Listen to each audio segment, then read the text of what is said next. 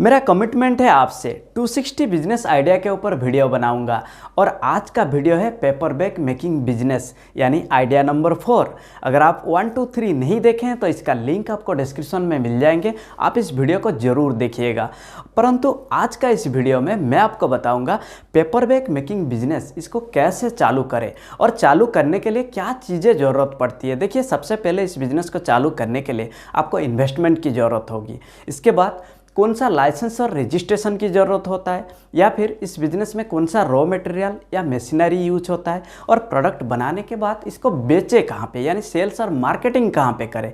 एक complete detail आज इस वीडियो के अंदर मैं आपको बताने जा रहा हूँ, तो जुड़े रहिए मेरे साथ। नमस्कार, मैं Vijay Kumar, independent business consultant, बड़ा बिजनेस। तो सबसे पहले देखते हैं इस बिज़नेस में कितना इन्वेस्टमेंट करना पड़ता है। यानी एक गुड क्वालिटी का पेपर बैग बनाने के लिए या फिर fully automatic paper bag machine से अगर 20 से 25 हज़ार महीने में आप पेपर बैग सेल करना चाहते हैं, यानी काफ़ी ज़्यादा आप मुनाफा कमा सकते हैं, तो कम से कम आपको 10 से 15 लाख इन्वेस्टमेंट करना होगा। इसके साथ fully automatic paper bag machine के साथ आपको स्पेस की भी ज़रूरत होगी, यानी आपको रेंट पे करना होगा, आपको एम्प्लॉय ज़रूरत होगी और एम्प्लॉय के लिए आपको सैलरी पे करनी होगी, और आप जो मशीन यूज करेंगे इसके लिए आपको इलेक्ट्रिसिटी बिल भी पे करना होगा। तो ओवरऑल अगर देखा जाए इस बिज़नेस को चालू करने के लिए 10 से 15 लाख आपको इन्वेस्टमेंट करना होगा, तब जाके आप एक अच्छा खासा मुनाफा भी कमा सकते हैं।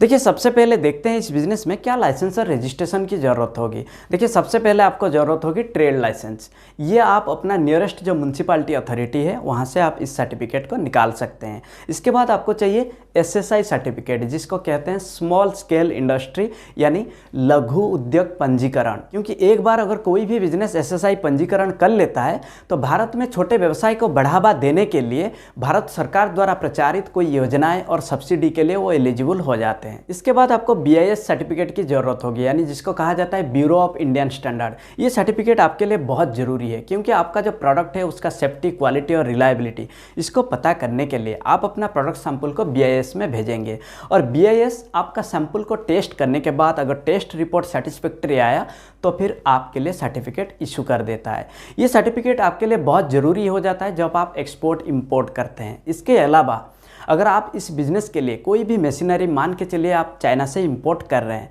तो ऐसे में वहाँ का जो सप्लायर है उनके पास BIS अप्रूवल होना बहुत ज़रूरी है।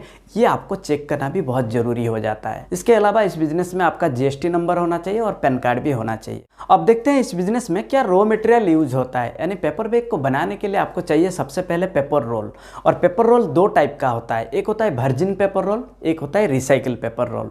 ये वर्जिन पेपर रोल ये थोड़ा अच्छा क्वालिटी का होता है, और ये ज़्यादातर आपको दिखेंगे पार्टी में या फिर कोई वेडिंग में। जो अच्छा क्वालिटी का बैग होता है वो वर्जिन पेपर रोल से ही बनता है, और इसका प्राइस थोड़ा ज़्यादा होता है। और जो रिसाइकिल पेपर रोल होता है ये आपको ज़्यादातर दिखेंगे ये शॉपिंग मॉल में जो लूज आइटम होता है उसको पैक करने के लिए, या फिर कोई वेजिटेबल को पैक करने के लिए, ग्रोसरी आइटम को लेने के लिए, जो कि बिना हैंडल वाले, बिना प्रिंट वाले, ये थोड़ा सस्ते में मिल जाता है। इसके अलावा ये जो पेपर रोल है ये आपको बहुत आसानी से मिल जाएंगे। यानी आज के टाइम पे भारतवर्ष में, गुजरात में इसका बहुत ज़्यादा प्रोडक्शन होता है। तो आपके रिक्वायरमेंट के हिसाब से, यानी आपका जो मशीन में कैपेसिटी है उस हिसाब से आप पेपर रोल को भी ऑर्डर कर सकते हैं। इसके बाद आपको चाहिए प्रिंटिंग केमिकल्स और इंक, यानी पेपर बैग के ऊपर प्रिंट करने के लिए आपको इंक की भी ज़रूरत होगी और केमिकल्स की भी ज़रूरत होगी। इसके बाद आपको आईलेट की ज़रूरत होगी, यानी पेपर बैग के ऊपर जो होल होता है, होल में आईलेट लगाना पड़ता है, उसके बाद जाके वो हैंडल लगाना पड़ता है। तो आईलेट, हैंडल, लैस, टैग, ये सारी चीज़ें आपको ज़रूरत होगी। अब देखते हैं इस बिज़नेस में क्या मशीनरी यूज होता है। देखिए, मशीनरी के लिए सबसे पहले अगर आप fully automatic paper bag machine खरीदते हैं तो इसमें कम समय के अंदर आप ज़्यादा प्रोडक्शन कर सकते हैं। यानी 1 मिनट में 160 से लेकर 200 बैग आप प्रोडक्शन कर सकते हैं। अगर केजी के हिसाब से देखा जाए तो 1 घंटे के अंदर आप 60 kg प्रोडक्शन कर सकते हैं। यानी 8 घंटे अगर आप मशीन का चला लेते हैं तो कम से कम 480 kg आप प्रोडक्शन कर सकते हैं। अगर इसको पीसेस में हम कन्वर्ट कर दें तो कम से कम 10,000 पीसेस आप 8 घंटे के अंदर प्रोडक्शन कर सकते हैं।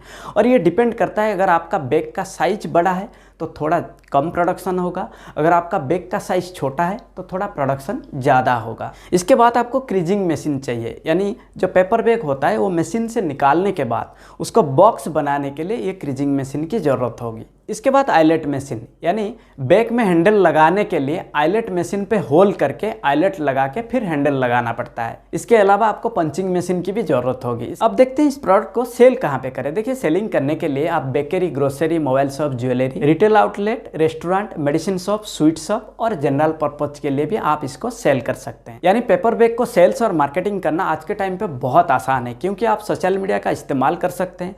आप फेसबुक, इंस्टाग्राम पे जाके टारगेट ऑडियंस को एड के माध्यम से आप अपना प्रोडक्ट को दिखा सकते हैं। इसके अलावा आप यूट्यूब पे वीडियो रन कर सकते हैं, आप गूगल माई बिजनेस को भी इस्तेमाल कर सकते हैं और इसके अलावा आप अपना वेबसाइट भी बना सकते हैं जहां पे आप अपना प्रोडक्ट को दिखा सकते हैं।